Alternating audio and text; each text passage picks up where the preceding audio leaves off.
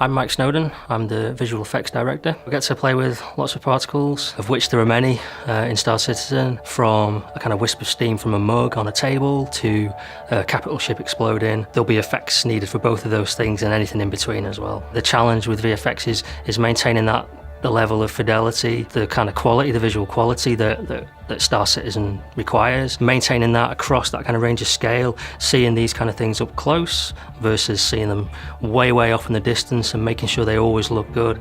There's lots of challenges, both artistically but also optimization-wise as well, making sure that they run efficiently in the game. I'm currently setting up the engine trails and entry and exit effects for the atmosphere. Basically going through each ship, setting up the particle libraries for each ship and setting the correct color values for each manufacturer. Chris is a big fan of the engine trails for gameplay reasons primarily, but it's something that is very much a part of the Star Citizen dream, I guess. He always kind of saw the engine trails being a part of that. There's also going to be atmospheric entry effects for ships and anything actually, not just ships but objects that are passing through atmosphere. Exit effects as well when ships are actually leaving the atmosphere. Contrails when vehicles and ships are moving around at speed on the planets. So those are the three kind of things that we think about when we're talking about atmospheric flight effects. When we were looking at the challenges that things like engine trails were going to give us, we essentially knew that we couldn't really do it with the current tech we've got. We had various attempts at doing so. We essentially identified what the problems were with the current tech, all kinds of things really. The old system was completely based on one thread, so it's a very linear system. Started very small and was built upon, and it became kind of a monster. It was jumping from one part to the other part to the other part, and it was a mess. The old system was computing each particle on the CPU, each frame, and then it had to sort of download all this data to the graphic card every frame. To make these engine trails a reality in Star Citizen, we had to bring together a team of people. It's not something that we could solve on our own as VFX artists, so we had to involve graphics programmers to give us the features that our editor needs to kind of build these kind of engine trails. Lots and lots of particles, for example. So one thing that we didn't have in the editor was GPU particles. With the support of the tech team and the code team, we're all working together to generate this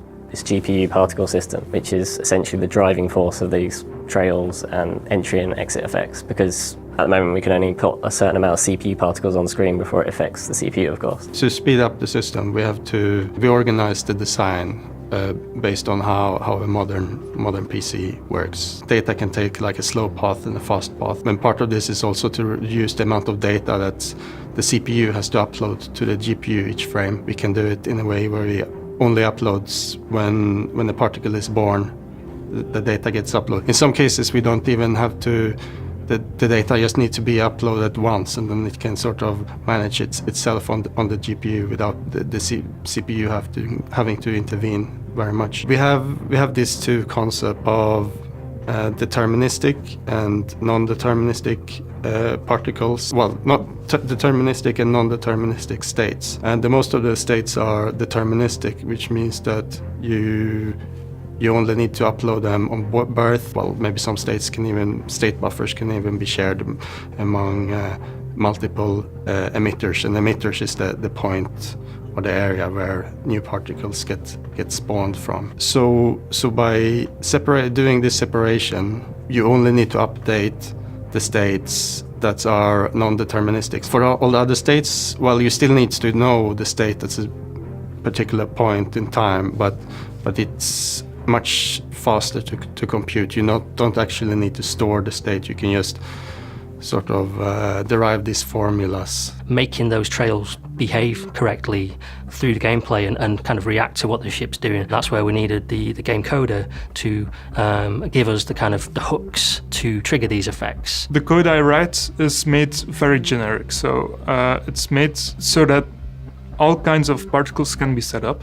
So currently we're using the engine trails as a test for this system, but it's supposed to cater to every kind of particle you can imagine. If it needs to be enabled, disabled, or the strength adjusted during gameplay, then the system should be able to handle that. I built up the system completely with DataForge Live Preview in mind.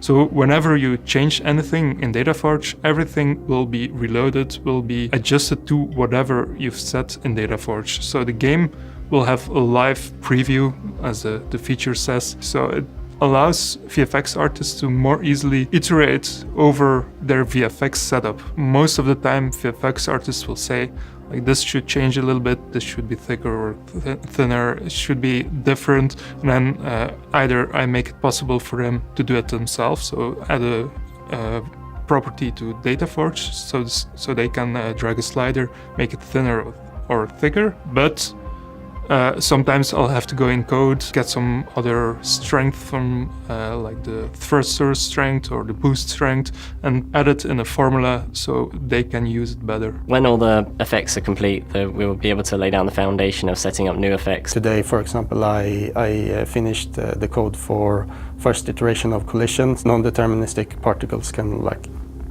you can shoot them into a scene and it will bounce off the geometry in the scene. We have another feature, and that's fields. It's a way to compute the field around a geometrical shape.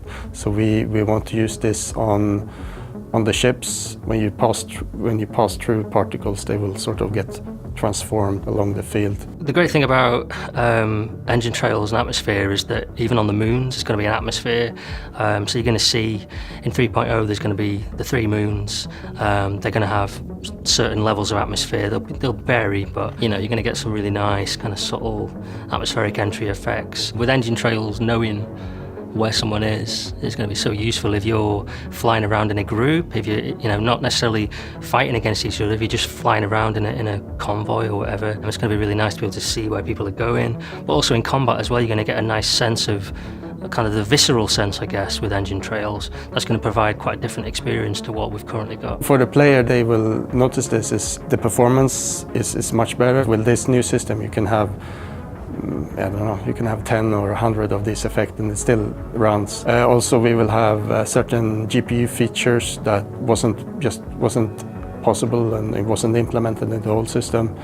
And in general, our intention is that the visual quality will be much better. It will be much cooler, much more dynamic effects. It's really great to be able to focus on really cool new things that we can use, again, like across the game really. The hooks that we've got from game code now are going to help us drive all kinds of new features and effects. The graphics side of things, the new particle system itself is going to enable us to kind of create more stuff as well. So where we had maybe 100 sparks before, we're going to be able to have 1,000 sparks. And as a VFX artist, it's kind of exciting to be able to do that, especially on the scope of our game.